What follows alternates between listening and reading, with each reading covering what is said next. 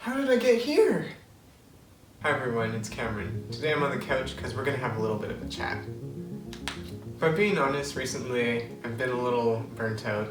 It's been hard to find time to make videos, so we're just gonna do something simple today.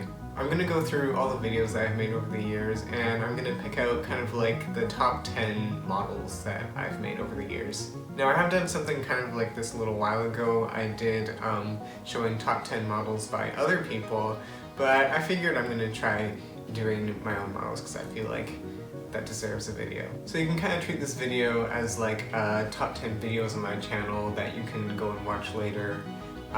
Really just the best of my models. So yeah, with that being said, here are the top 10 origami models that I've made on this channel.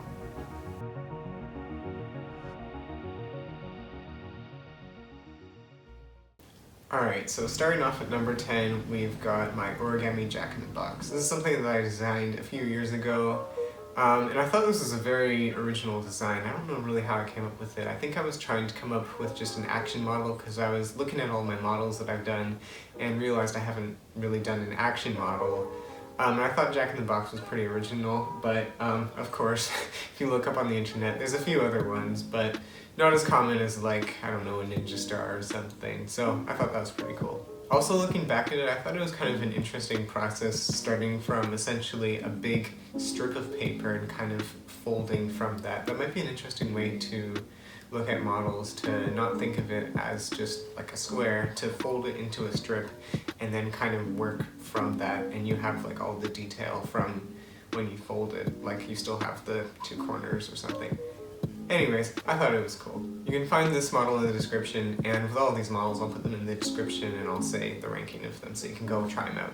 Moving on to number 9, we've got the Origami Elephant, which I designed, I think in 2022. It's weird to think that that was a while ago, but it was, I guess. I really like this elephant. It's really clean, it's simple, it's just everything that it needs to be and nothing more. I was actually folding this during watching the Queen's funeral that they had broadcast. And it's weird to think that the Queen would be turning 100 in like a few days if she was still alive, which, I don't know, it just sounds crazy to me. It's weird that 2022 was so long ago, but I guess it was. Anyway, a little off track, but it's fine. Overall, I like this model. I like how toy-like it is, and it feels very my style.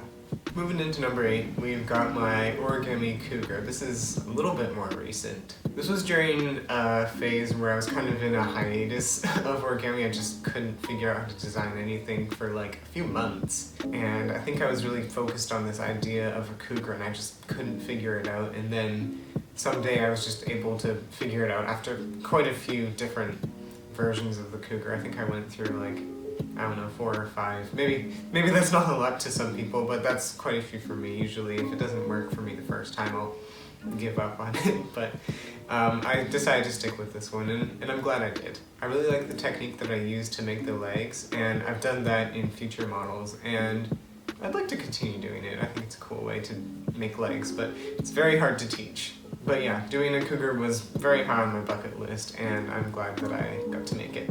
Number 7 was also an idea that I just couldn't let go of and took a while to make, was the axolotl that I designed a few years ago. This was something from the comments, and I thought it was such a cool idea, and then I kind of gave up on it, but then I thought I'd take another stab at it because I thought I'd figured out a way. It was kind of weird. It was like, kind of like this bird base array that's been pleat sunk, but it worked. But yeah, definitely probably my most complex model on my channel, but I'm just really glad that it worked out, and I think it looks pretty good too.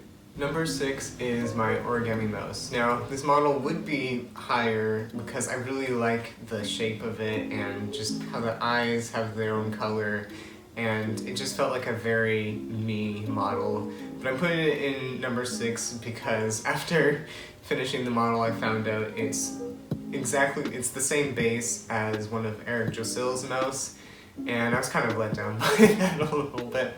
I still feel like it's very different from his. If you go look at his is in his own very unique style, and I feel like I have my own very unique style. But yeah, I still really like it. The base that it uses is a really great base just for any model really, and you'll see me use that in future models or past models. Yeah, I recommend you should try it out. It's a great model. At number 5, the halfway point, we've got my Origami Hawk, which is a bit of a newer design. Like quite a few of these designs, it was one that I had the idea for a long time, and it just took a while to figure out. It seems to be the trend for a lot of these. It's the ones that take the longest are the most rewarding to finish. Originally my idea for this hawk was a very detailed hawk to have like very pleated wings and to actually have like talons. But it ended up being quite a struggle. Bird anatomy is just like, I wanted the wings to be spread open, and bird anatomy just, it didn't make sense to me. I couldn't figure out how to get the wings and the legs and the head all looking in the right position. But yeah, after a while I figured that it didn't have to be that complicated, like just to try going for a simpler approach. That complicated is not always better, and that simple models do have a charm to them, which you kind of get lost a bit in more complicated models, and I'm glad I went that simpler way. And I was able to get the color change on the head and the tail, and then have the wings a separate color, which I thought was really cool. Even just the process of folding I thought was really unique, so I'd highly recommend you try it out.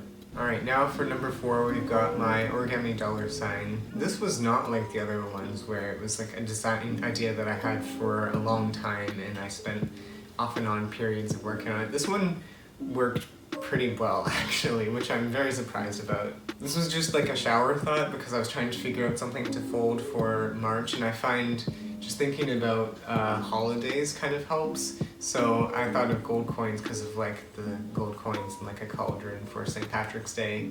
But I wanted it to be unique. I wanted to have that dual color look because I really like that, where you can utilize the white side and the gold side of the paper to create a really cool design. But that was so daunting to me. I had no idea how to do it, and then just, yeah, one time when it was the shower thought, and I just figured out it's just like a border base with like essentially a pinwheel base, and it worked, and it was great. I don't know how it worked, but it worked. But yeah, just after coming up with that solution, it was so obvious, and then I tried it out, and on my first try I was able to get that result of the line down the middle and then the S shape to make the $sign, and I'm really proud of it. Alright, we're in the top 3, and in the 3rd spot is my origami deer. This one I really love. I think I actually designed half of this while in class. Don't tell my teachers. But yeah, this one also uses that technique of making the legs that I learned in the cougar, and then I put it in this, which I thought worked really well.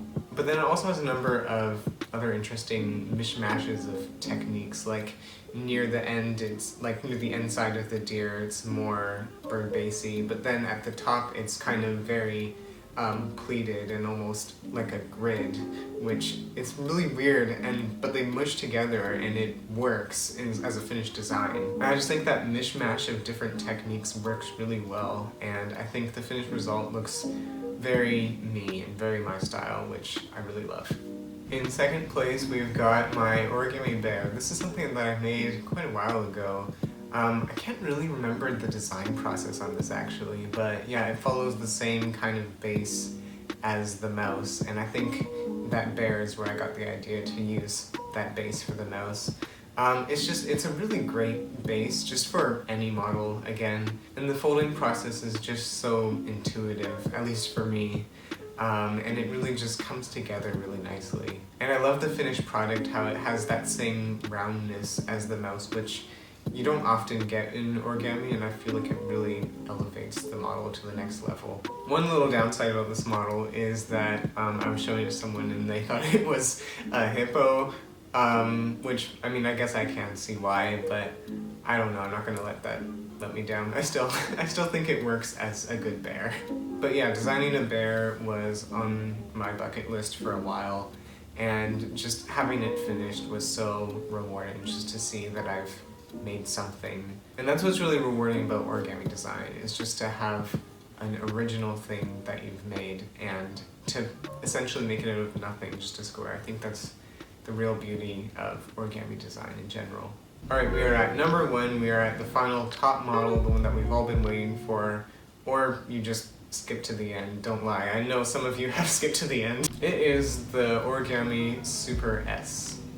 Now, it's actually one of the few on this list that's not an animal model, but I just really love this one. Even just coming up with it was such a breeze. It felt amazing. It felt like such an original idea that I haven't seen in origami. But I did just look it up now, and there is actually one design for it, so you can go check that out. I'll leave it in the description too, why not. But aside from that other one design, it felt like a really original idea, and I'm really glad I came up with it. But yeah, other than that, I thought it felt like a very original idea. But then after thinking about it, I was kind of daunted about like, how the heck am I gonna design like a Super S? And it was another one of those like perfect like aha moments. And again, the solution was, funny enough, kind of just a border pinwheel base, and I tried it out, and yeah, again, the first time it worked, and it was incredible. It was like the perfect example of just that artist state of flow, if you heard of that, where you just don't have to think about making it.